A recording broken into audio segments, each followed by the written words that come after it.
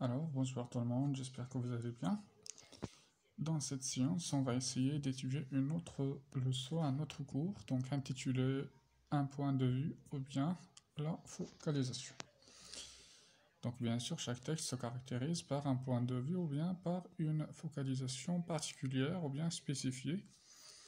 Donc, dans cette vidéo, je vais essayer de vous présenter une explication ou bien distinction entre les focalisations ou bien entre les points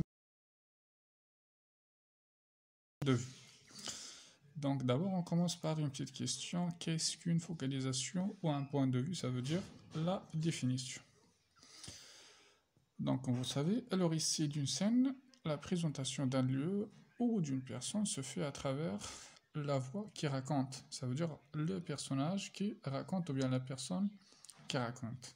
C'est-à-dire la voix du narrateur.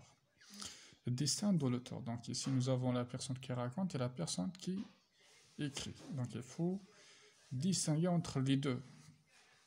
Donc, dessin de l'auteur, le narrateur peut être le personnage principal de l'histoire, donc ou bien un témoin des événements racontés, comme il peut être tout à fait extérieur de l'histoire ou bien à l'histoire. Alors, quelle que soit l'identité du narrateur, le lecteur peut se demander comment ce narrateur présente les faits ou bien les actions qu'il rapporte. Et celui qui voit, présente-t-il la scène à travers le regard d'un personnage? Est-il tout à fait extérieur? Ça veut dire nous avons donc extérieur, l'intérieur ou bien neutre.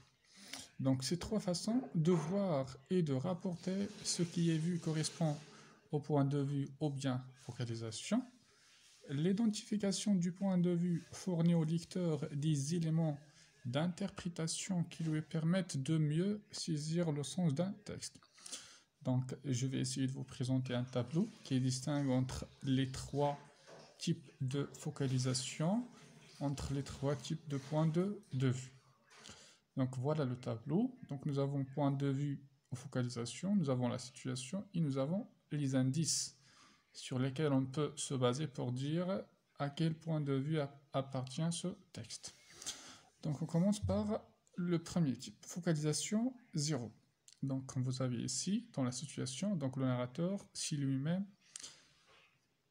ou bien le personnage. Donc, le narrateur voit tout et sait tout ce qui se passe, ce qui s'est passé, ce qui se passera. Ça veut dire qu'elle sait toutes les informations. Donc, il en sait plus que les personnages et le lecteur. Cette focalisation élargit le champ de vision du narrateur. Donc, les indices, on trouve l'emploi de la troisième personne. Ça veut dire il. Okay? Donc, on utilise la troisième personne, il. Omniscient du narrateur. Donc, présence du narrateur dans plusieurs lieux à un même moment. Ça, c'est le premier type.